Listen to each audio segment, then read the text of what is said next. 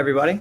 Welcome to the Cuba in Solidarity, or Cuban Solidarity in Your Community webinar presented by the International Department of the CPUSA.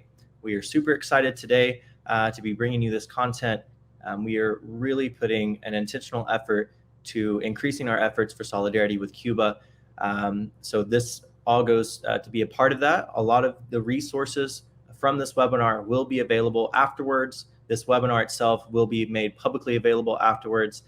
We are experimenting with a new platform, so our registration numbers were a little bit limited this time around, but not to worry, all this information will be fully available after this webinar. With that being said, I will be moderating the event. I'm going to quickly run through our schedule for tonight, and then I will introduce our first speaker. We're going to start with a welcome by David Ramirez from the Cuban Embassy in DC.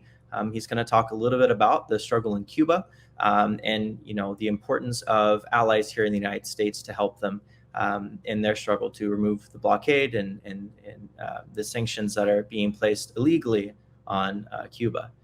From there, we'll move on into a presentation from the Hello Comrades project, who just recently returned from Cuba. They have some great footage that they're going to share with us, and they're going to just talk a little bit more about their experience meeting with comrades in Cuba. From there, we will have a presentation from Carla Walsh, representing the National Network on Cuba, to speak about the hashtag Off the List campaign. This is a national initiative that clubs and Cuban Solidarity allies can be involved with, and she will expand on that. And she also just got back from Cuba. So Carla is going to speak a little bit about her experience coming back, as a few brigadistas in the National Network on Cuba brigade were detained upon coming back in Miami. So she is going to speak just a tad about that as well. And then from there, we will finish out starting at 7 o'clock with Organizing for Cuba in Your Community panel. We'll have a few different organizers from around the country talk about some of their successes and some of the things they've learned organizing for Cuba on a local level. And then we will close it out. Without further ado, I'll go ahead and introduce our first speaker. As I said, David Ramirez. He works at the Cuban Embassy in DC and has been so gracious to speak to us tonight about some of the struggles that Cuba is facing and how we can help. So David, I'm going to remove myself and add you to the screen. We might be having a little bit of some connection issues here. So we are going to give David a moment. I think that they might be in a car right now. Hello, comrades. If you're ready, I'm going to bring it over to you guys. We are going to let you guys introduce yourselves, and then I'll quickly show the video. And at some point, we'll get David on, hopefully. So for this moment, we're going to go ahead and introduce Hello Comrades. Eric and Arturo, can you hear us? Yeah, we can hear you. Can you hear us? Yes, we can. All right. Okay. Well, I'm going to go ahead and pass it over to you guys. If you want to just quickly introduce yourselves and let me know when you're ready, and I will pull up your video presentation that Eric has prepared for tonight. Sure. We're the Hello Comrade project. We just came back from Cuba.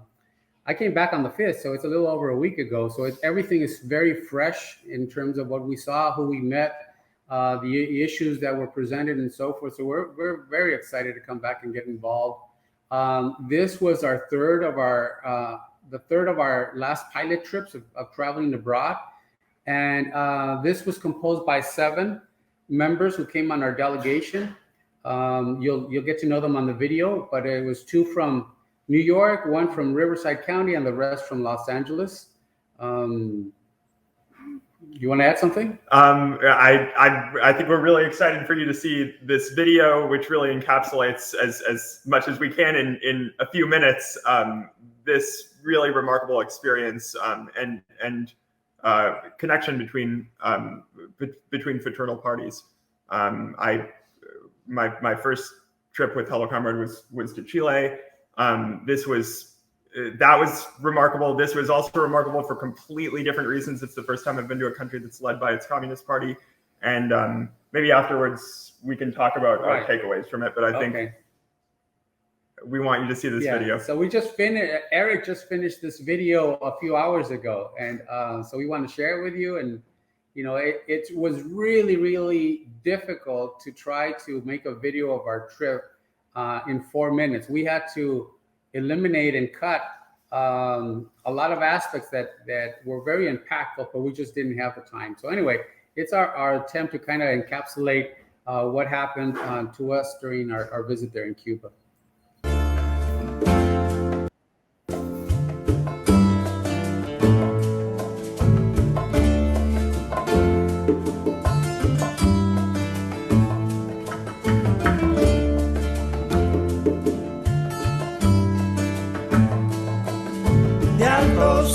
Voy para Marcané, llego a Puerto, voy para Mayarín.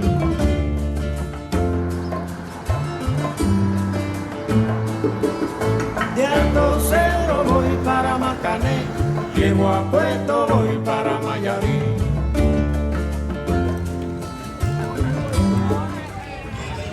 Esto es parte de las actividades que realizamos para desarrollar en los niños el amor hacia la naturaleza, el cuidado del medio ambiente, y les enseñamos que las plantas son seres vivos y que necesitan agua. El cariño que te tengo no te lo puedo negar, se me sale la babita, yo no lo puedo evitar. From Latin America to School of Medicine. Hello, Comrade. Cuando Juanita y Chan Chan en el mar servían arena, como sacudí el jibe, a Chan Chan le da. En esa constitución quedaron blindados los derechos LGBTI, quedaron absolutamente blindados. Así lo dije en la asamblea el día que lo aprobamos. O sea, el día que se ratificó, porque en la asamblea se ratificó, se aprobó en el referéndum popular. Que veo y así no puedo llegar.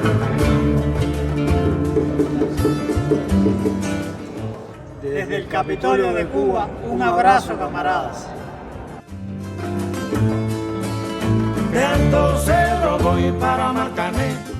El maíz hace la función, sí, hace la función de repelente, también por eso lo hacemos con intercalamiento a la yuca, para eliminar los insectos y no dañen la plantación. Todo se utiliza, aquí hasta la hoja se utiliza en la alimentación del ganado que vive allí, porque tenemos unos bueyes para poder arar la tierra por el déficit de petróleo.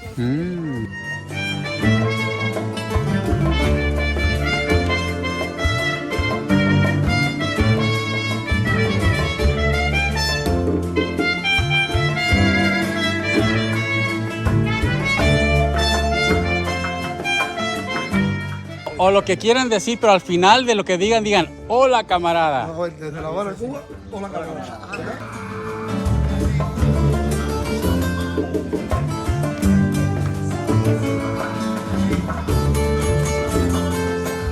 For our delegation, this has been such an impactful and inspiring trip.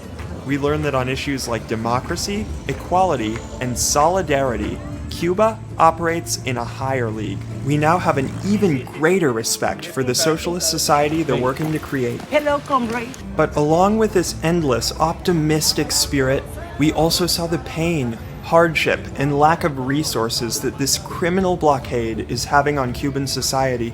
We feel the urgency of working with our allies to come up with a strategy to help end this as quickly as possible. It's been 65 years of this blockade, yet the Cuban spirit moves forward in resistance, resilience, and ingenuity. We often hear a better world is possible. Cuba shows us it already exists.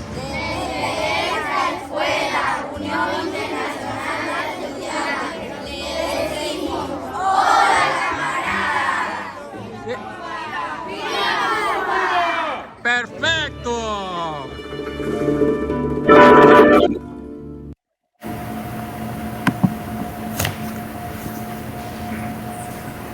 All right.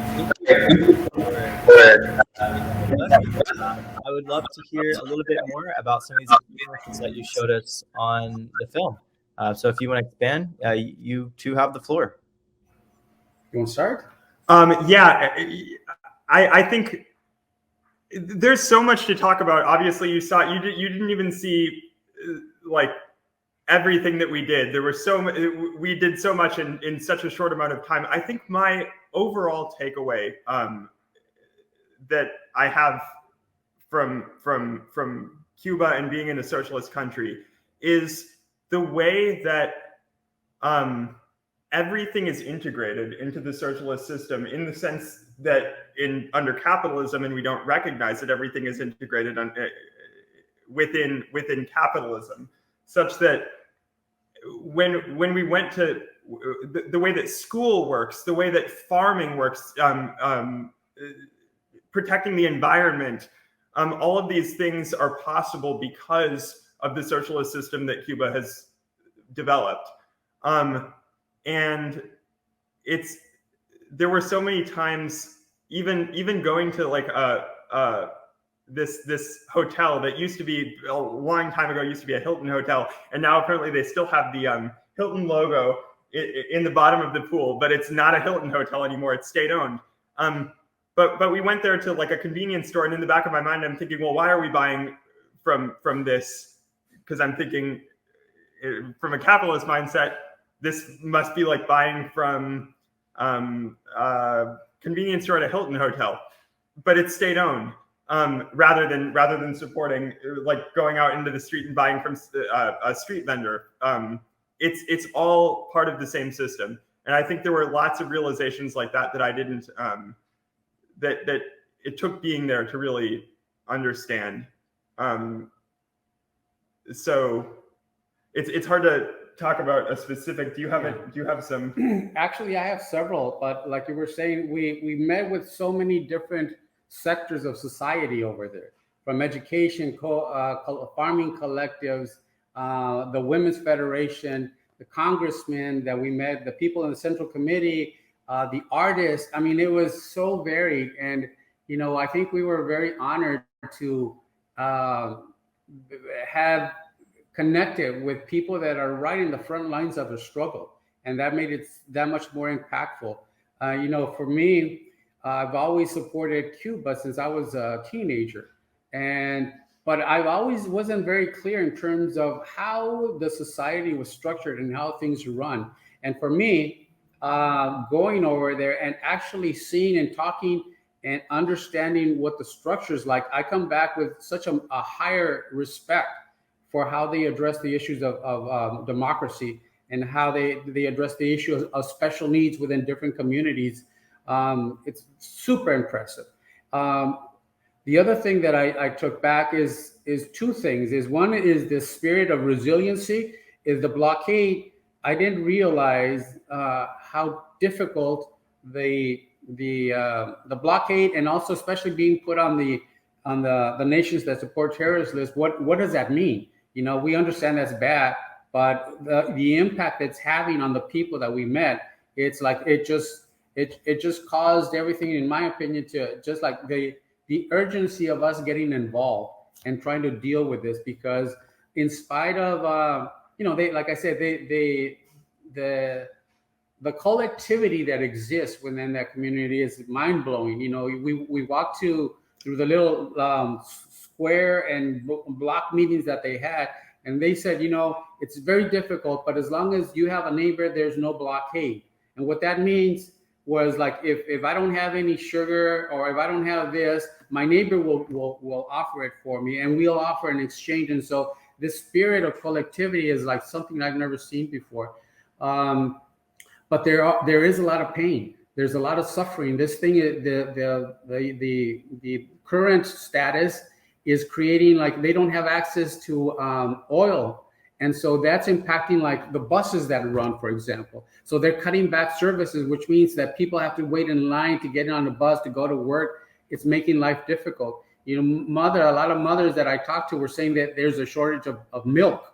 There's, you know, these kind of things are impactful, that yes, they have this spirit of fight, but it's also inhumane. And I think we need to approach it as like, this is a call to act now, because, you know, the future of Cuba, you know, they call it a war, and I think rightfully so, because they say, this is an economic war gauged upon us, and I think we need to start thinking that way.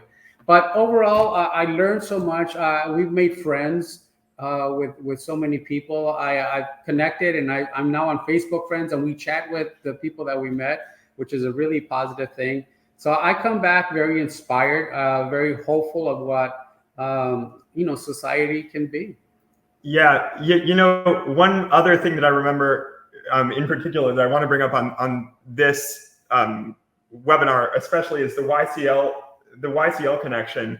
And they asked us. We got to meet with the YCL in Cuba, the Young Communist League, and share our experiences. And we heard theirs, they heard ours, and we asked each other questions.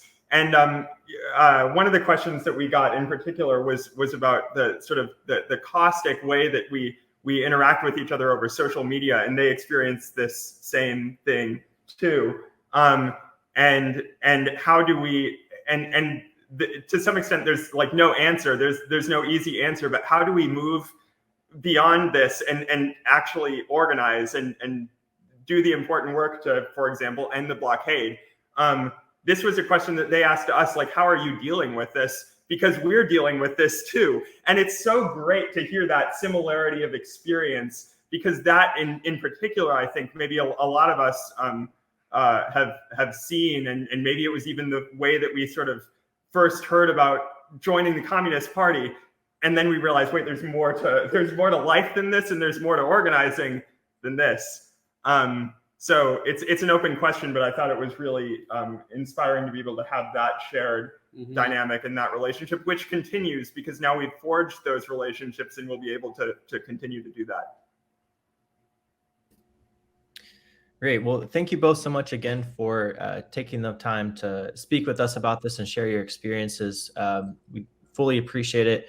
Our next segment, we're going to hear from the NNOC and some national campaigns they're doing. But before we move on to that, I'm curious, what are some lessons from your experience that you're bringing back to the States to empower your organizing in your community?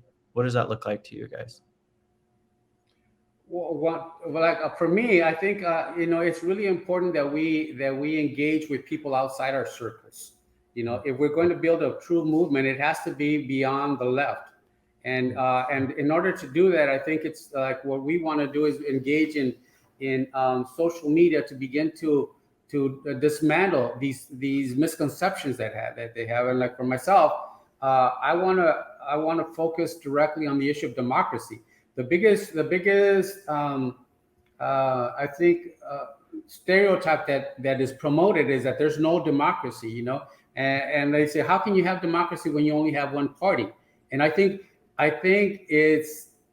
came back really excited about that because I was shown how their level of democracy is in a league totally different from ours. You have to see it from the way they approach democracy, and it's so inspiring. So I want to like focus on stuff like that to begin to chip away and focus on people outside our immediate circles. Awesome. Yeah, I would agree. Sorry, I don't know that I actually have all that much more to add to that, because I think that was a great answer. But part of the goals of this project specifically, but I think our work in general can be to engage in the battle of ideas and to share what life really looks like on a day-to-day basis, and that the narratives that we've been told are not correct. Great. Well, thank you both so much for the additional perspective, and thank y'all for piloting this project. I know it's a third trip for you, and I'm excited to see where this goes from here. For everybody in the audience, we put up some banners a second ago that showed you where you can follow them on social media, but we'll also send a follow-up email to where you can get in contact with them and keep in touch with all their travels. So thank you both. I'm going to pass it over to Kala Walsh now from the National Network on Cuba. Kala, thank you so much for joining us. I am very excited for you to share what is going on with the National Network on Cuba and how they are organizing a broad coalition of forces, similar to what Arturo and Eric were just mentioning, in the United States to strengthen Cuban solidarity. And, you know, the NNOC has a plan, and they're putting forth something that's we haven't really seen in this space in a while, and I'm very excited for that. So Kala, I'll let you take it over, and give me one moment and I will bring up your presentation. Thank you so much. I'd love to say a few words about what the NNOC is and how our recent May Day Brigade went, and then I'll jump into the presentation on our campaign. But the NNOC was founded in the early 1990s. It is a broad coalition of organizations who come from many different political tendencies and backgrounds, but we're all united in support of Cuba and in support of ending the blockade and normalizing relations between our two countries. And that's really important because every time we go to Cuba, we hear appeals from Cuba to build more unity within our movement, to build unity against US imperialism and against sanctions.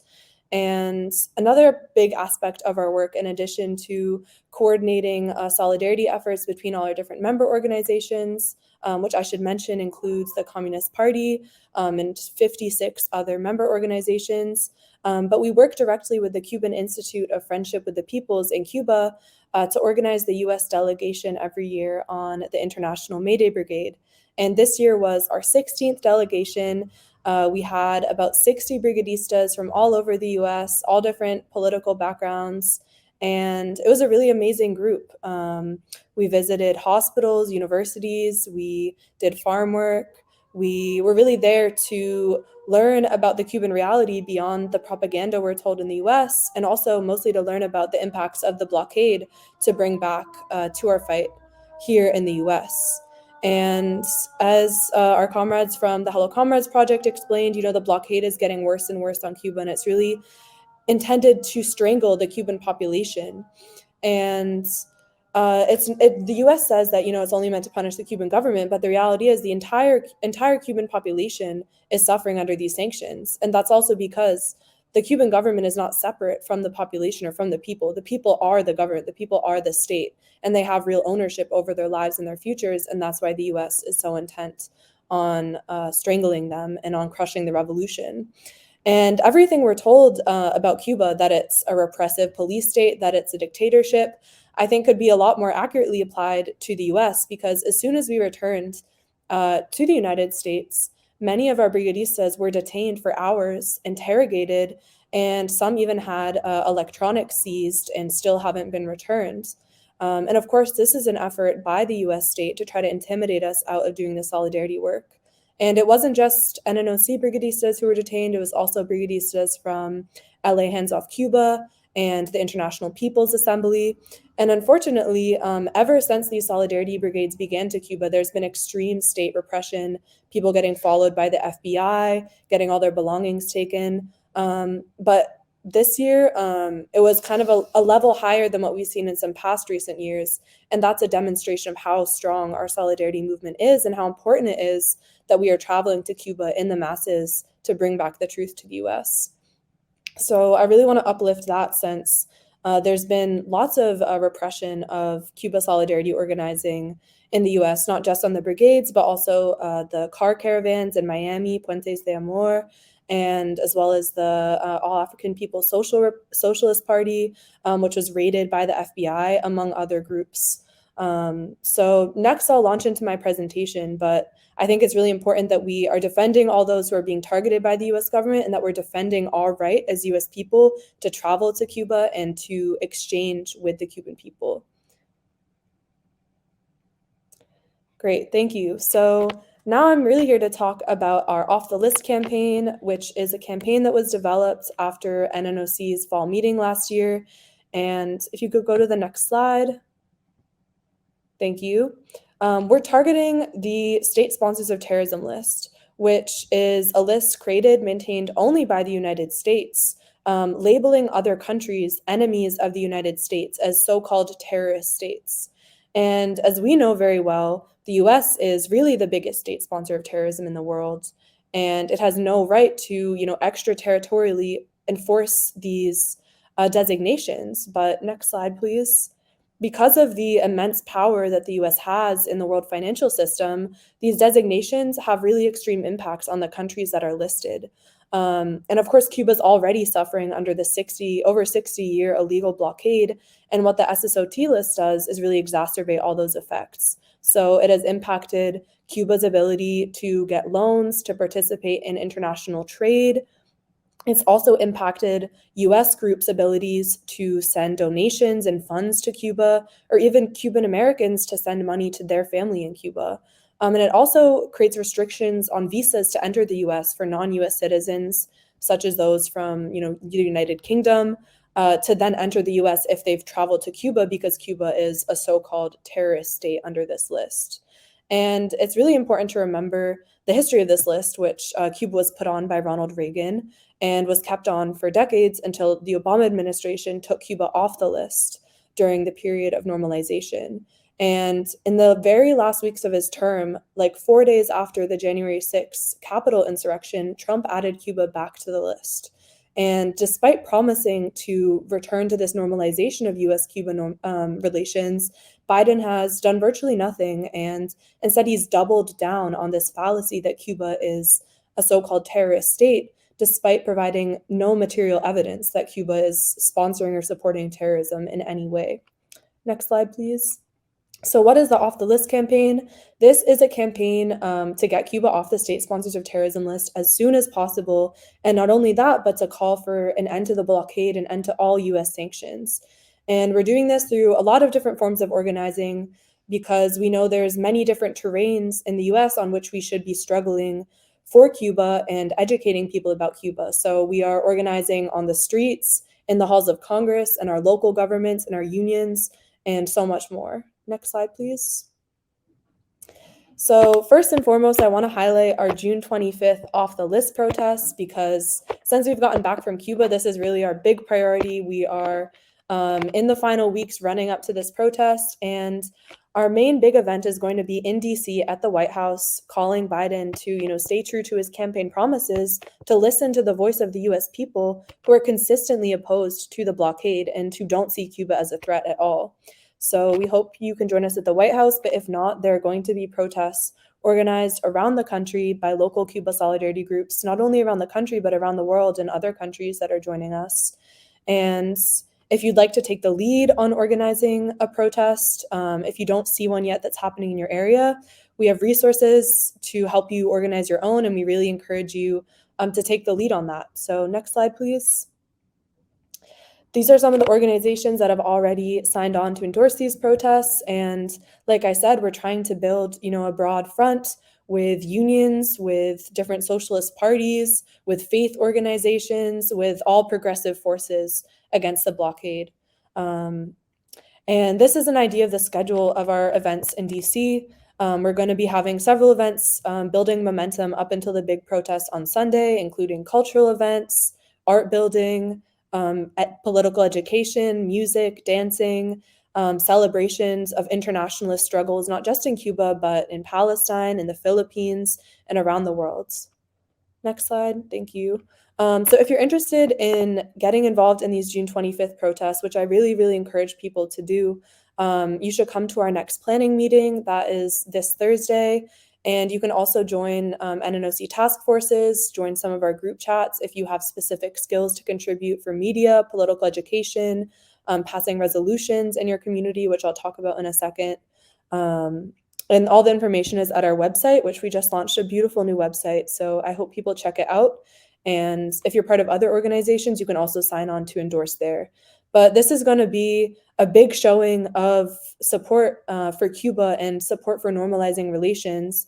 And it's going to be also an opportunity for us to gather all in person and talk about our next steps as a movement as a whole, because this doesn't stop at June 25th. This is only the beginning of what we can do. So I really hope to see people there. Next slide, please. And now I just want to run through some of the other parts of our Off the List toolkit quickly. And Dylan, feel free to cut me off if I'm going over my time. But this is a toolkit that we put together a few months back, and the aim is to consolidate our resources and to have all the resources and information about this campaign in one place, because as a coalition, as NNOC, we have a lot of member orgs doing different work. And often in the US, Like our friends from the Hello Comrade project were saying, in Cuba, everything is consolidated under the Communist Party, and everything is united because all people are part of these mass national organizations in which they have real say in their democracy. But in the US, a lot of our organizing is fractured, and we don't have that same kind of overall unity. And so it's really important to be uniting all the work that we're doing, so we're not, doing the same thing in different spaces, but that we're working together as strongly as possible. So we're in our third stage now of the campaign, which is focus on action. We've already done phases focusing on education, on spreading awareness on social media, on resisting Biden's policy. And now we're really focusing on taking action, on making our voices heard loudly. Next slide, please. So here's some of the highlights of the toolkit. You can go to the next slide. We have a lot of resources, graphics, flyers, zines, propaganda that you can download about Cuba. The battle of ideas is really being fought on social media, and social media is a front that the CIA and the US government has used to try to undermine the Cuban Revolution. So it's really important that we're getting on there and sharing Cuba's reality. So we have a lot of resources. You can go to the next slide. Developed, such as infographics explaining what the blockade is, what the state sponsors of terrorism list is, also sharing firsthand testimony of brigadistas who've been to Cuba. We have flyers and zines that you can print out and fold. And we'll be coming up with many more in the next few weeks to be used specifically for the June 25th protests. So you can download all those in the toolkit, as well as social media captions. And another really big part of NNOC's work that I want to highlight is passing resolutions. Just today, the 80th resolution was passed in support of Cuba, in support of ending the blockade. This was passed in the DC City Council. If it can happen in DC, it can happen anywhere. So if you're part of a city, if you're part of a labor union, if you're part of a student organization, you could pass a resolution there. And this isn't just a piece of paper. It's a way to mobilize people, to teach people about Cuba, and then to use these documents passed by city councils or unions or state governments to pressure Biden, and also to try to build local normalized relations with Cuba and local scientific collaboration, and so much more. So these resolutions have passed, I want to say now, over 50 million US people. I think the 44 million might be a little bit outdated. But what we're really showing is that the US government doesn't represent right now the voice of the US people who don't oppose this war, this economic war on Cuba. So passing resolutions is a great way to show our strength and to make our voices heard. And we also want any photos, videos, resources that you have to share if you've been to Cuba, if you're organizing for Cuba in your community. And like I said, joining NNOC's task forces is a great way to collaborate with all of our different member orgs and to get involved in some of this national coordination. And we also have political education resources. Like I said, we just launched an awesome new website. So we have reading lists, film lists, videos, webinars available here. And after June 25th, we're going to be launching a reading group and more film screenings. So I really encourage party members watching to get involved there. And also, all of this can happen at the local level too, in local Cuba Solidarity coalitions. So if you're looking to connect with other groups in your area, we also have 57 NNOC member organizations who we'd be happy to help you build more coalitions with. Next slide. Or maybe that's the last slide. Well, thank you so much. I think that's all I have, but we'll send out the presentation after with all the links that I mentioned. I hope to see people on Thursday if you're interested in June 25th. And the NNOC website is a great place to find all the resources I shared. Great. Carla, thank you so much for sharing this with us. I think, our social media organizing is incredibly important, as you were alluding to here. So we have a couple of minutes left. And so, I'm curious to ask you if you can expand a little bit on how this social media campaign builds up into a lot of the on the ground campaigns, like when the UN votes on, keeping Cuba on the list or not. How does this play into those like on the ground activities that are also going on at the same time? Why is this also important? Yeah, well, social media, of course, is the main place that especially young people are getting their news, their political education nowadays. And the US is waging a media war on the US population and the Cuba population against the Cuban Revolution. And it's especially targeted at young Cubans, which is why there are such big surges of migration from Cuba because of the hardships under the blockade. And the US builds up this idea of the American dream and Cuba as some hellhole that no one ever wants to live in. And that really is not an accurate representation, which is why it's so important we are countering that state-funded propaganda with the truth. And the NNOC Media Task Force is bringing together lots of different artists, creators, designers, writers to create content that not only tells people things about Cuba that are truthful and educates people, but encourages them to take action. Because it's not just enough to read a post. We want people to actually do something with it. So every time there's, another barrage of media propaganda against Cuba, we're trying to mobilize and respond to that and also connect people to the organizing we're doing. Sometimes it's as simple as asking people, to write to their member of Congress, for example, after the Force Act was introduced recently, which is a bill to try to codify into law Cuba's designation as a terrorist state so that it could only be reversed by Congress. So we're trying to mobilize people against that, but it's also bigger things like coming on the May Day Brigade. We had people come to Cuba for the first time and become committed organizers because they found out about it through social media. So social media definitely isn't the extent to which we should be organizing, but it's a really effective platform to mobilize people, especially young people, through. And young people in Cuba need our support on social media. And young people in the US, we are inheriting this movement of solidarity, which started after the Cuban Revolution. And I think it's really important, and this is a lot of work we're focusing on NNOC, is building this intergenerational movement and working together with our elders who've been doing this work their whole lives to bring more of it into the new digital spaces and to be reaching young people. Great. Thank you so much for that. Again, we really appreciate the work that you do. You definitely are representative of this young activist generation that's, making waves in this space. So, thank you for everything that you do and, kind of trailblazing the way of how to use social media in our organizing. I think that's super important. And so thank you. So Kala, I am going to remove you from the screen now, and we are going to go ahead and move on into our Cuba Solidarity in Your Community panel. So if everyone's ready, Justine, Dante, Jacob, Kala, we're bringing you back.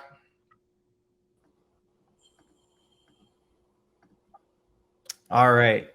So at this point in the webinar, we're going to go ahead and move on to our panel. We're going to hope that we get to hear from David and Yasir shortly.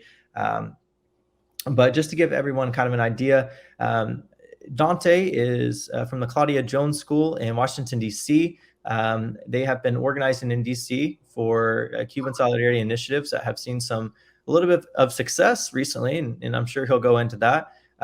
Justine is from New York City. And she also is very involved in Cuba Solidarity with the New York Communist Party up there. Recently got back from Cuba a few months ago, so I'm sure she'll have some great perspectives to share.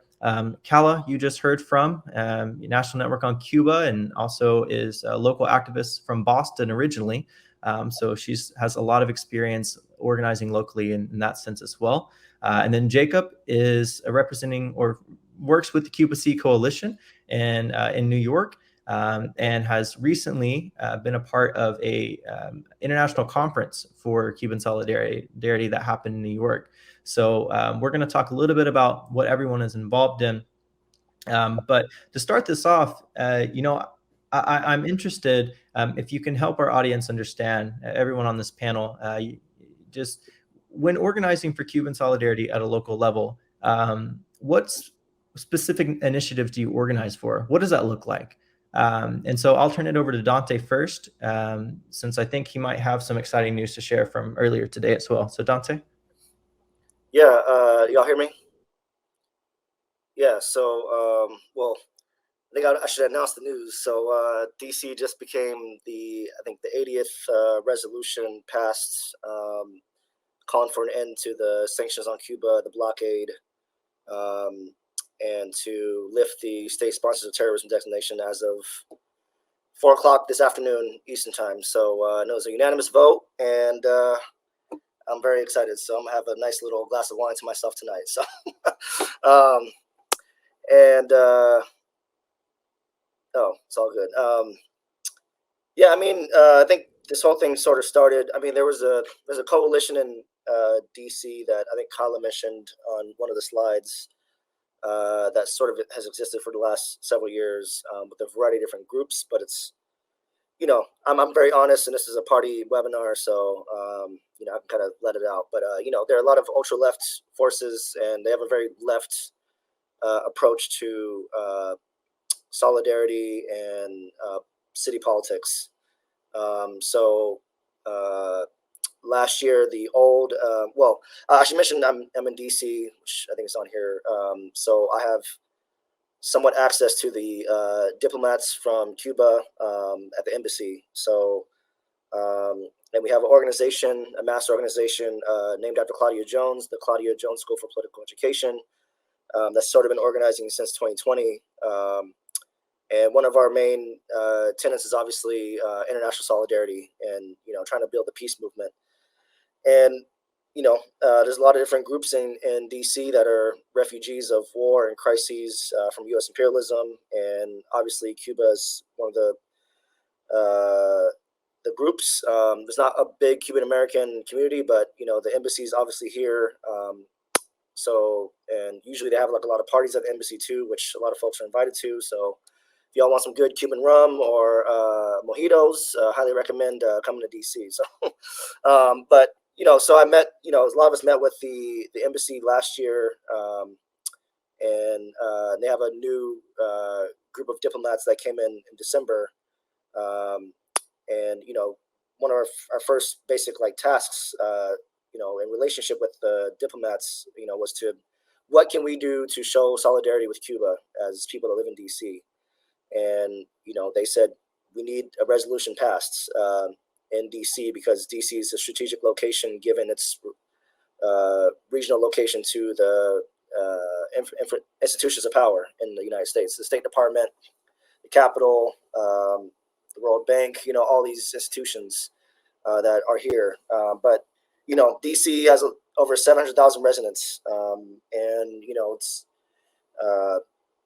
still a, you know, a lot of Black people that live in the city, about 48%, right? And a lot of the people that live here do not support U.S. policy in Cuba or Nicaragua or around the world, because they understand that it's related to DC's semi-colonial status as not a state.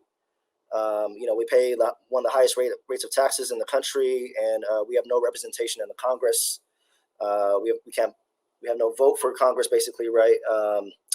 And you know, we have a governing body through the Home Rule, which allows us to have a governing like laws passed by democratically, but you know, Congress can basically repeal our laws. So interestingly, today during the vote, at the same time, the Republican Congress was having a hearing on crime in DC, and the mayor was at a hearing with you know, getting attacked by these, you know, right-wing fascist Republicans, and they passed a resolution basically to overturn one of our laws from the George Floyd uprisings, which basically holds police accountable. So anyways, just to keep things short, I know I don't have a lot of time, but you know, it took a broad coalition, and kind of back to my earlier point, you know, the effort that happened in 2019 was a very left approach. You know, they got a resolution introduced, but they didn't do a lot of necessary tactics to get it passed. And when the Claudia Jones School got involved, and DSA and Code Pink and a lot of other forces, you know, we had a left sort of coalition that was building, but, you know, myself and others were like, hey, we need to develop like a small business alliance and get interfaith groups and have like sort of a mass approach to getting this done in a reasonable time so we can fight for bigger, you know, demands, right? And so we got Bus Boys and Poets, which is a small business in DC, but the owner loves Cuba, and the owner has also ran for office before in the city, so he has some sort of political clout. So, you know, we developed sort of a Left and Small Business Alliance to basically get this done, where the owner of Bus Boys and Poets was basically able to push the chair of the council, which was pretty conservative, but we were able to convince him that this needs to move forward without like a public hearing or anything that would slow it down. So we basically got it done, and within a 4 or 5 month span, which is actually fast for any sort of law or resolution that gets done in DC. And I think it was just the makeup of the coalition in the form of our approach. And, we also had folks from DSA and other community groups that, do a lot of legislative work, that have a lot of experience and relationships to staff members and the council, and are known by name. And I have relationships to my council member and my ward. So that made it a lot easier for us to get this forward and do a strong lobbying campaign, a letter campaign, phone zaps, just going to people's offices like every week, and just putting this issue in the forefront, and getting it done. So, and that's kind of how I work. I want to get things done. I don't like this sort of hand wavy left approach, right? It's like,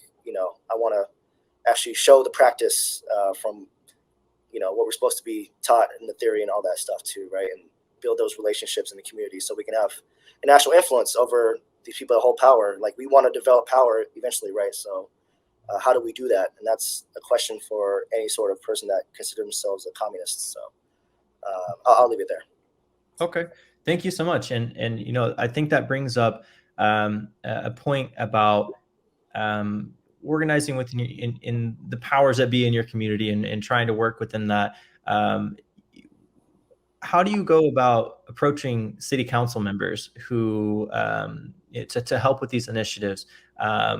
Dante, did you have any city council members that were on board? And if anybody else from New York wants to speak on this as well after Dante, that would be appreciated.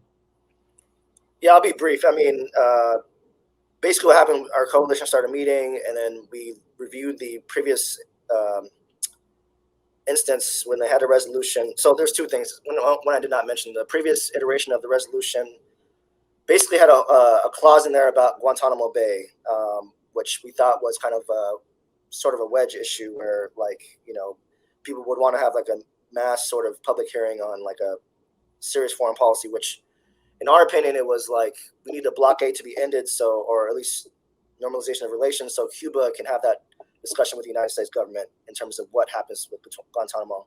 We should not be having that within our resolution. It should just be the state-sponsored terrorism lists, which is pretty immediate, and then the blockade, the 60-year-old blockade, and all the sanctions that Trump induced as well. But yeah, so like we took that off, and then we basically went to the most progressive council members that we had relations with, which the person that introduced the legislation was Robert White. He put up a campaign against the mayor last primary for the Democratic primary, and he's good on a lot of issues. He's not perfect. They're Democrats. We know the limitations of the Democratic Party, but there are splits within the party, and there's more progressive sections, and we have to take advantage of that, right? We can't let these people fall to other forces. So we did that, approached him. We had a draft made for the resolution. His office took it, made edits, which was basically nothing. And they actually strengthened it more so. And then they introduced it on February 10th, 2023.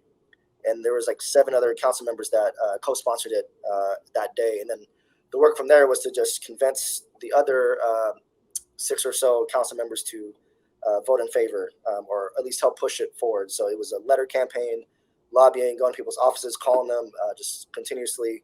But this is all legal forms of tactics. We didn't do any sort of blockades or sit-ins on the hearings, because the issue was, if we did anything that was more risky in terms of like trying to risk arrest or really disrupt a hearing or something like that, there were other bills that our organization at least was supporting, like a street vendor decriminalization act and all these things around immigrants. And if we're going to disrupt a hearing around that, we can turn a bunch of people against us. So we never wanted to do that. We tried all legal forms, and then if there was like a session where the vote wasn't up yet, we would be there and talking to people to get more local and community support. And then so in turn, we would have more people supporting us when our vote was up. And that's what happened today. We had people wearing our stickers, hoisting Cuban flags and all that too. And, and then there was one exchange during the vote, which was one of the more conservative members of the council, which was asking like, oh, why are we getting into foreign affairs for a city like us that should be a state, and she kind of, I don't know, it was kind of a weird comment.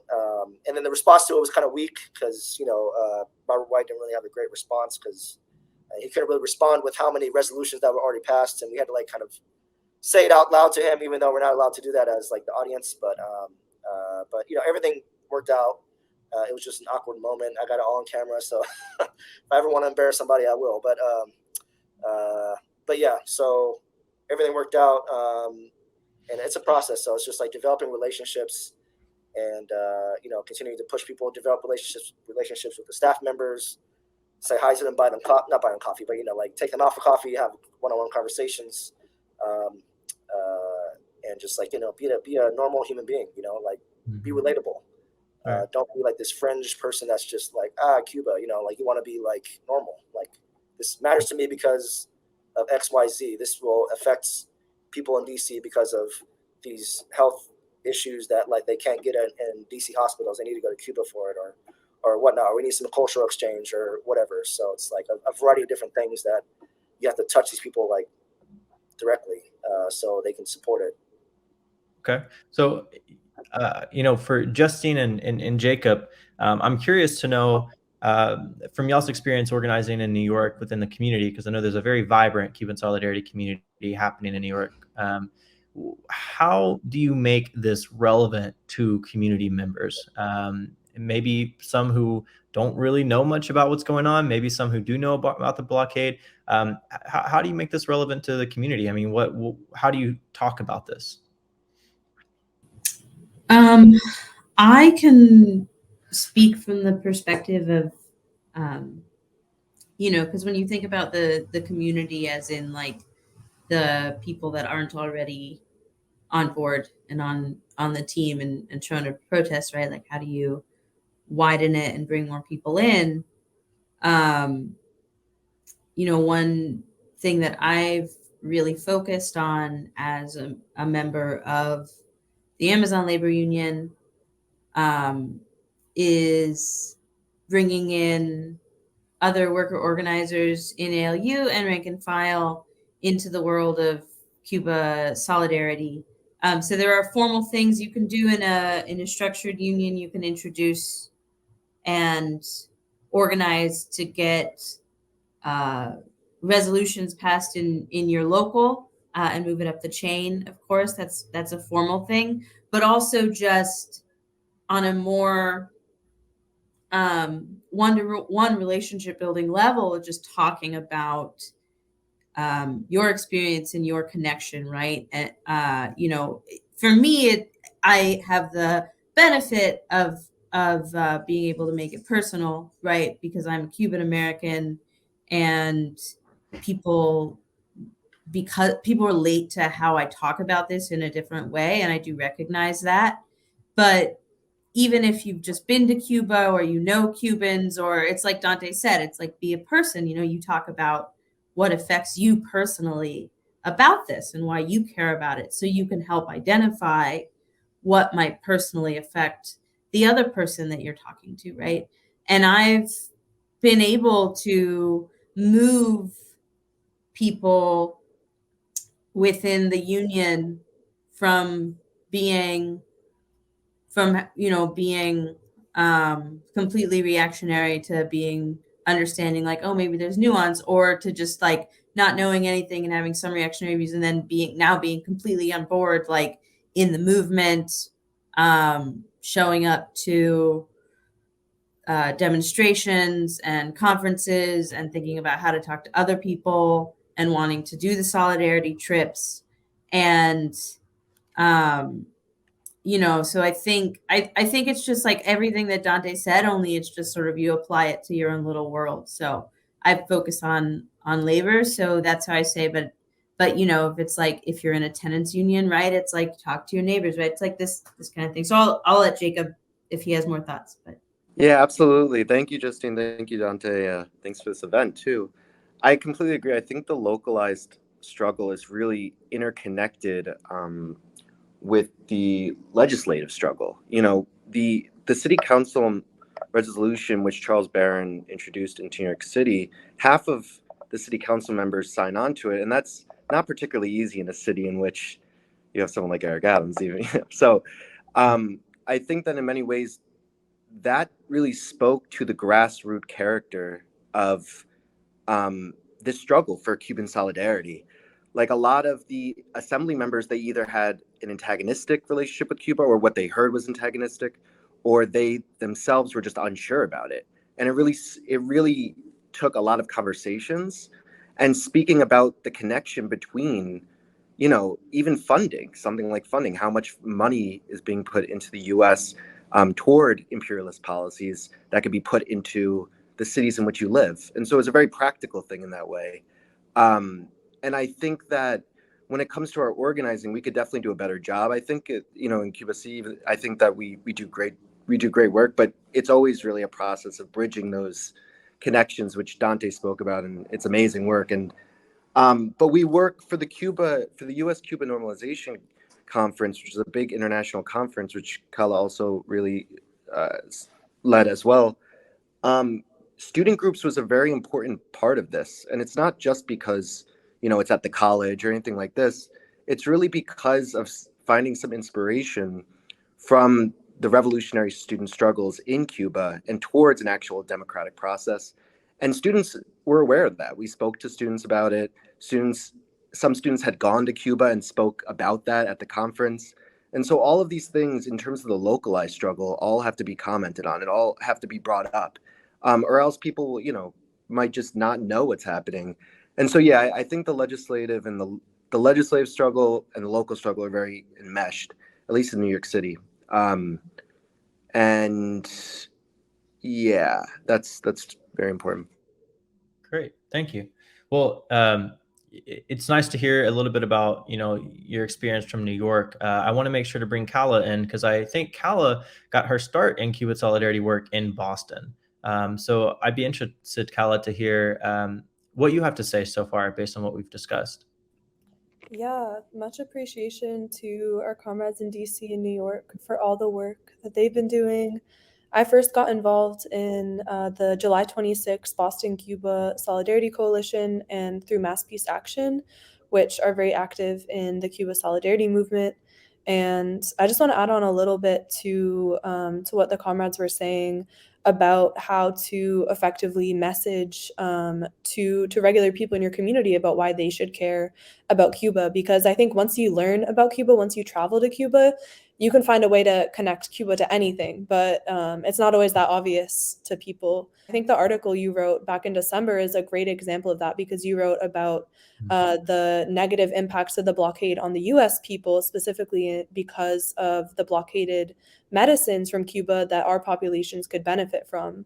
And of course, you know, Cubans are the ones primarily suffering from the blockade day to day, but it also has, you know, negative impacts for the US people because we're not just blockaded from trade, we're blockaded from exchange with the Cuban people, from learning from Cuba's incredible accomplishments and contributions to the world, and talking about things like the lung cancer vaccine, the diabetes ulcer medication, which could save literally hundreds of thousands of lives or hundreds of thousands of limbs from being amputated from US people, is really important to emphasize. And same goes for Cuba's medical internationalism missions. The US has blocked Cuba's medical missions from coming to the US to save the lives of US people, which just shows how the blockade is rooted in this utter disregard for human life. And it's actually an act of violence. But in terms of local organizing, I'm not in Boston anymore, so I'm not as involved on the ground, but I will highlight some of the initiatives that the Boston group is doing and has been doing for a while. Cities in and around Greater Boston were some of the first to pass Cuba Solidarity resolutions. I just am coming from a Mass Peace Action meeting, and they're actually introducing a second resolution in my home city of Cambridge now to focus on getting Cuba off the state sponsors of terrorism list. Before, the resolutions were focused on scientific and medical collaboration, but they again have been passed unanimously and have really broad support. And another thing they focused on is after the passage of these resolutions, following up and making sure it's not just, like signing it and sending it off, but that it actually turns into tangible actions that can support Cuba. So there's a lot of universities and research institutions in Boston. So they've been working to try to establish ties between those institutions and Cuban institutions, as well as getting local city councilors in Greater Boston to travel to Cuba on delegations of elected officials, which is really, really impactful. And the last thing I'll mention is the monthly standouts and caravans, which started a couple years ago by Puentes de Amor, Bridges of Love, a movement of Cuban Americans against the blockade. And the biggest caravans are in like Miami, which always have a lot of fascist counter protesters. But they've developed into caravans that happen every Saturday or Sunday at the end of the month in cities around the world. And they've been doing them regularly in Boston. And that's a great way to just talk to people on the street and to let them know about the blockade and let them know that their tax dollars are going to this war against Cuba. And there's so much that we could benefit from having normalized relations with Cuba that we're missing from because of the blockade. And we've scheduled our June 25th protest to coincide with the last Sunday of the month so that it's just a continuation of these amazing Puentes de Amor protests, which have involved a lot of broader sectors of communities, especially Cuban Americans who may not be socialists, may not be communists, may even oppose the Cuban government, but they are mobilizing against the blockade because it's impacting their families, it's impacting their ability to send things to Cuba and so much more. So that's just a little bit of what I've learned through the experience local organizing. Great. Thank you so much, Kella. We have a few minutes left. David and Yasir have been able to join us, so we are going to bring them on soon. But before we conclude this panel, I want to bring it back to Dante. Dante, we've talked about some of the things that we can do on the local level, some of our allies on a local level, and relating to the community. And now that you guys have had this big win, this big success, you're going to celebrate. But what comes next, I wonder? Now that the resolution is passed, what does Cuban solidarity look like on the ground in DC now? Well, I think it's a good question. I mean, we have a few goals in mind. Obviously, there's a lot of stuff happening in the world internationally, and the sort of global correlation of forces changing around this war in Ukraine, and Latin American governments become more progressive, etc. And obviously the rise of China and such. So, it's like a lot of stuff going on, but particularly with Cuba, I think right now it's going to be sort of like, once like a bill passes, for example, in any city or state or whatever, usually not usually, but in some cases, sometimes the government does not have like a budget for this bill or law that passes. An example being DC just enfranchised 50,000 new voters that are non-citizens for the next year elections locally. But the mayor cut the budget for the Board of Elections. So like they have no resources to basically register these new voters. So it's going to be up to like us and the coalition of groups to do that work. So an example in this case is a resolution. It's sort of symbolic, but it gives DC some leverage to, obviously push Congress and the State Department and such to change this policy.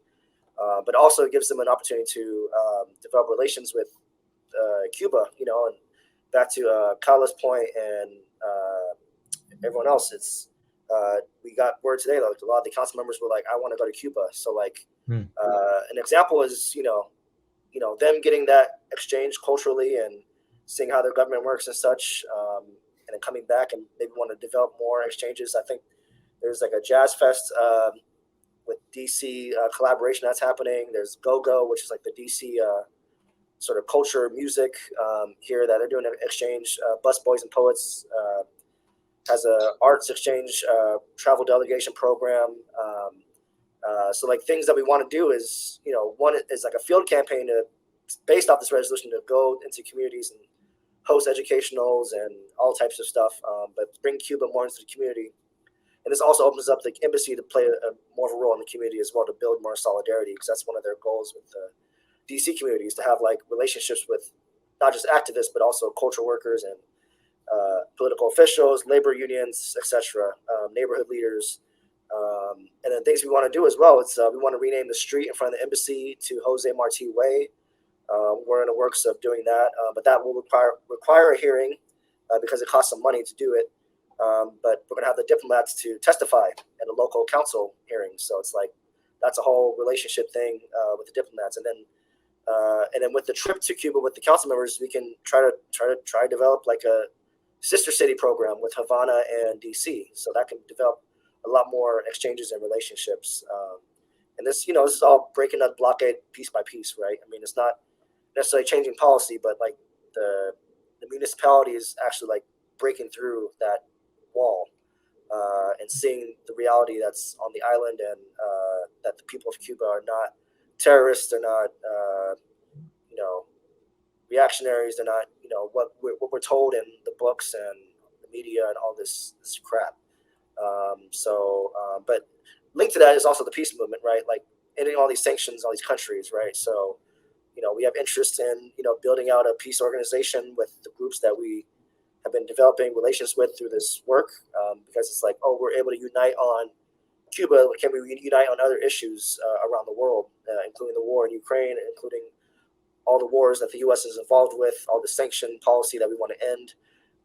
Can we unite on that so we can start building out a broad peace movement? So when the State Department's passing all this policy, we can show them that the people of D.C. that live here, that they don't support the federal policy, and then we can have mass demonstrations, pass policy locally, and then if like the president of Cuba comes to New York or whatever for a UN meeting, or to the U.S., we can say like, hey, Mayor Bowser, even though I don't like her, but like we can say, hey, Mayor, give President Diaz-Canel the keys to the city, or bring them into Howard University, or something like that. Like we would have a lot more sort of like political influence around these issues, and that's what we're trying to build, right? Like it's a mass movement in solidarity with these nations under the plunder of U.S. imperialism, but also trying to build a mass approach to the peace movement, which affects all sections of people in the United States, not just the working class, but everybody. So yeah, I'll leave it there. Thank you so much. And I think it's important we do make that connection to building those allies for the broader peace movement. This work is a big part of that. So thank you for highlighting that. And one more thing I'll highlight for our audience is that, all of this grassroots local organizing, it builds pressure. And there was an article in the Washington Post 2 days ago I saw that talked about how there are Democrats pressuring Biden to remove some of these restrictions on Cuba. And that pressure put on those Democrats doesn't just come out of thin air, right? It comes from this grassroots work. So this stuff really matters. And there are certain politicians who stand in the way, but that's part of just continuing to build our allies, continuing to have millions and millions and millions of more Americans represented in these resolutions. They span everywhere from, I think, the Alabama State Senate all the way to the East Coast and the West Coast. So this really is a lot of broad effort. So thank all of you for being a part of that. And for helping share some perspective and helping our audience understand a little bit more about what organizing on a local level for Cuba actually looks like. So from this point, we are going to conclude our panel, and we are going to bring up David and Yasir. So thank you all. I'm going to remove you from the screen. Okay. Can you hear me? Yes. All right. We are. All right. What was happening there, but we can hear you. No idea. Big brother doesn't want me to speak, Right. Right. So thank you so much. I don't remember. Before when I got cut off. When was the moment when I got cut off? Because I know that Kala said a lot of things. She talked about terrorism. My brother Dante talked about the DC resolution, which we are very happy about. I think Justine talked about her experiences as a Cuban American and dealing with solidarity work. So if you want, I can just give you like a summary of what we are going through as the Cuban government here in DC, if that's fine with you. Yeah, I think that would be great. I will give you the full floor. Okay, so the issue is that right now we are going through a lot of trouble in order to get people to talk to us. Actually, um, uh, American civil society, uh, government, even Congress. Cuba right now is not like a big issue in the United States. There are lots of priorities. And right now, in a couple of months, everybody will go, full house on elections. And unfortunately, Cuba in the United States is treated as a domestic issue when it comes to elections. You will see that lots of candidates or pre-candidates will start manipulating the Cuba issue on both sides of political spectrums, and unfortunately that makes our work even harder because we need to talk to our counterparts, and if our counterparts are too busy with their elections, and they usually they become very careful to take any action and to make any measures. So what I want to say with this is that actually when you guys pressure, when you guys put pressure into American institutions, into American government, even local authorities. Just a small resolution. You might think resolutions they have a limited, effect, but right now, a few hours ago, or I don't think it's a few hours ago, like less than an hour ago, the State Department announced new measures, supposedly to flexibilize the sanctions policy against our country. So you would argue that it may have to do with the impact that the resolution in DC had. Uh, you know, you know, putting pressure into government. The letter by some Democrats in Congress also had an impact, and definitely the work that you guys do, the being the voice of the people of Cuba here in the United States, we are always grateful for that because unfortunately, I don't know if you heard me before saying this, but unfortunately, the truth about Cuba is not spoken here in the U.S. I mean, there's a lot of media propaganda, a lot of lies, full blown lies being told in Congress, unfortunately, by people who supposedly say that they are Cubans, but none of them have ever visited Cuba. None of them have stepped a foot in our country.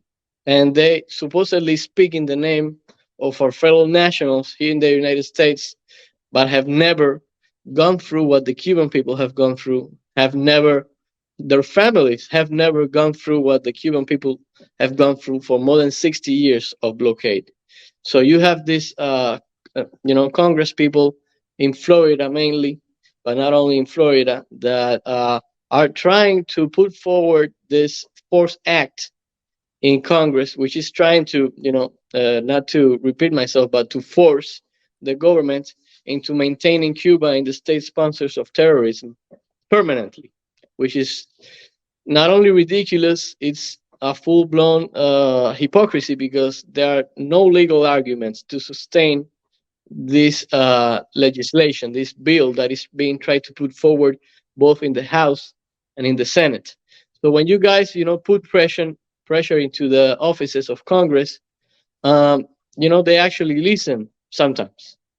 Hopefully they listen most of the time. Hopefully that doesn't always happen, but we are always very grateful because we see the results of this pressure, and we see that Cuba becomes a topic that is being discussed. Just recently regarding migration, the migration issue, the Title 42, some representatives in Congress talked about the hypocrisy, in keeping this sanctions policy against our country, and at the same time not understanding that has a direct effect into the migration to the United States. In the last 2 years, there have been hundreds of thousands of Cubans coming to the United States for obviously economic reasons. And it's amazing, it's impressive. I don't know how many adjectives you can use, that nobody in the US is talking about, the direct link of this sanctions policy, this, full pressure campaign against the Cuban economy, against the Cuban government, and ultimately against the Cuban people, and the link it has to migration to the United States. And so we are very happy to learn that there are people like Justine, that is a Cuban American, that has a different point of view and shares her different point of view. I learned that she has become very popular in right wing media now in New York, so that's very good, And luckily, in the near future, your voices, are heard even louder here in the United States, and definitely calling out this Force Act, the terrorist list against our country, is our top priority. And of course, if you have any specific questions that you'd like to ask, my colleague Yasser and I are here for you to ask whatever you wish. And obviously, as always, I wanted to thank you for your support, for traveling to Cuba, and for always going back to the classics, the struggle of the social classes, of the proletariat, the struggle of the political classes, that at the end of the day, we are all the same. We're the working people, the struggling people that are trying to move forward, and that are trying to work against inequality, against injustice, against social injustice, and trying to promote peace in the world, peace in our countries, and justice. And at the same time, try to put forward the teachings of our ideological leaders like Marx, Engels. You could even talk about Gramsci, but the imaginarium of Fidel, of our commander in chief, is also something that we should start talking about more, because Fidel, he would talk for hours about any specific subject, but with so much depth and so much knowledge and so much forward thinking. And he used to talk a lot about internationalism and about solidarity. And he always used to say that the solidarity work in the United States was one of the strongest, working groups around the world, because you are in the belly of of your nation, and you are doing so many good things for both our countries, and for building political, social, and cultural bridges between Cuba and the U.S. So thank you so much. Hello, hi to all, and sir for invite us to share with you some important idea.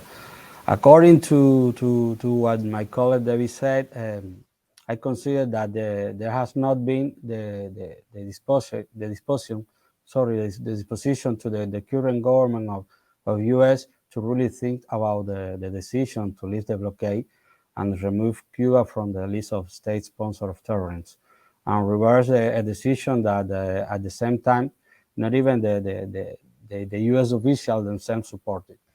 In the government, it is known that Cuba is not a country that sponsors terrorism, and it is known that Cuba has participated even in the last 20 years in the negotiation process that have been developed to achieve peace in Colombia. And there is no other argument to justify the decision to keep Cuba in that injustice list, which is an arbitrary and completely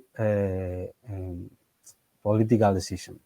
To get an idea of the damage that the blockade has caused to my country, to my people, only last year, in the period of 8 to 12 months, the effects caused to the Cuban economy may have been around $3 billion due to the impossibilities of Cuban companies to acquire equipment to any country, due to the need to pay the freight to or merchandise to support prisoners, because it is difficult for shipping companies to provide service to Cuba, to Cuban company, because it is very difficult to acquire oil, because it is very difficult for Cuba to acquire the materials necessary to develop the critical production and to maintain the quality of life of the population. I repeat, as the effect on the country are in the order of millions of trillions of dollars. Imagine that number. That for me is really incalculable, which could mean the economy effect for the country since the blockade was imposed more than 60 years ago.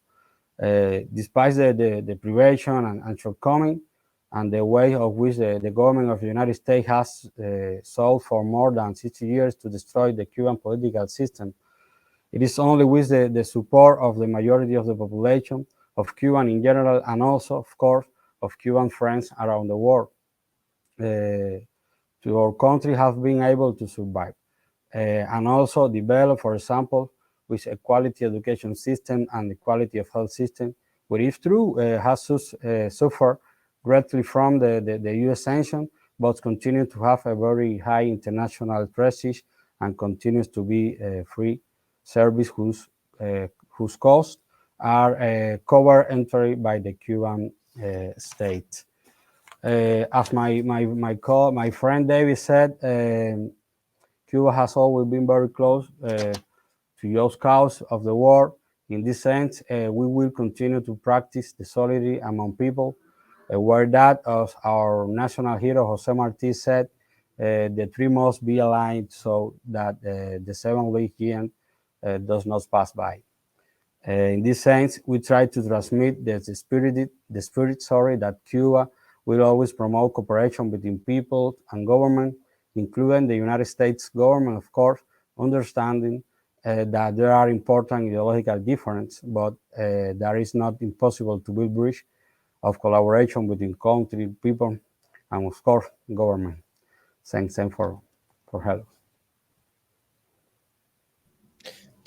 Thank you both so much for joining us today and struggling through whatever technical issues they threw our way along the way.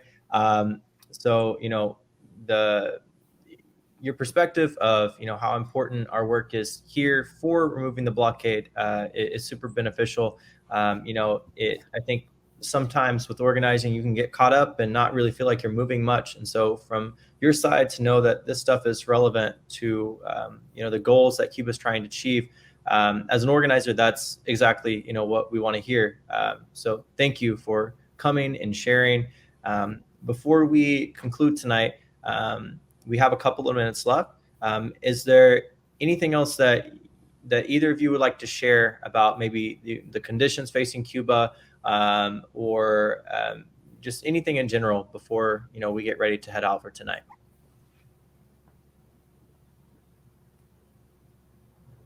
Okay, so yeah, that's a very good question. I don't know if before when I talked, I don't know when specifically I got cut off, because I started talking and I had no idea when I got cut off. So earlier on, I talked about the difficult situations that we are going through right now in Cuba regarding all sorts of shortages. We're having shortages in oil. We're having shortages even in food supply. That doesn't mean that we are having people going hungry, because for more than 60 years, our country has been able to achieve, a sort of the food intake needed for all our society or all of our citizens. But definitely, we are suffering the impacts of the previous Trump administration, with more than 243 measures directed mainly against the tourism sector, which their main objective was to destroy our tourism sector, which was one of our most dynamic industries in our economy and one of the main income sources for the people of Cuba. So it was very well designed. There was a very well structured strategy in order to generate social turmoil in our country, in order to generate disaffection in our society, which obviously did not work. But still, unfortunately, the Biden administration hasn't changed almost anything about this. They are unfortunately promoting the image that they have done something, but at the end of the day, when you analyze the steps that they have taken, they are very limited in order to help Cuba change their reality. We always use this analogy: when your economy is like a person which is tied in, with their hands tied, with their feet tied, even your mouth is tied, and you are drowning in a lake. It's very hard to get out of the lake and try to move forward. This is how we have been trying to get out of our very, very hard economic situation. Obviously, we have an open economy, so we feel the effects of the pandemic. We feel the effects of war around the world, the situation with supply chain, with inflations. All of that are affecting our economy in Cuba, and definitely the sanction scheme which is being imposed against our country is a key component to the situation in our country. So once again, I wanted to thank you all, and definitely what you guys do when you bring donations to Cuba, healthcare supplies, all that you did during the most crude pandemic days and months that we faced, when you brought syringes, medical supplies to our country. We will always be grateful because you helped save lives in our country. And the Cuban people, we always say that we never forget who our friends are, and we also never forget who our enemies are. And but definitely, we are always a grateful country, a grateful people. And what we always say to our counterparts: if you want to talk about Cuba, if you want to live the experience of Cuba, you just have to travel to our country and see it with your own eyes. See how the people of Cuba are, how open we are to American society, to American friends, and learn that all of the lies that are being told in the United States are just that, lies. So yeah, that's it. Thank you very much. Thank you so much, David and Yasir. Again, we appreciate you being involved with this webinar. This is going to be very important for us spreading this message. So thank you again. Viva Cuba, Viva Fidel. We are super happy to have relationships with both of you. And again, thank you so much. Thank you. So that is going to conclude our webinar. Just for some closing remarks, we are going to make sure that everything you saw here tonight is available to everyone, regardless of if you were able to register and be here tonight or not. It will be posted on the International Department YouTube, and all of the slides that you saw here from the NNOC will be emailed to you directly. Just thank you for being a part of this event, and thank you for taking the time. We are, very excited to have had this event and continue to mobilize for Cuba. So thank you, everybody, and have a great night.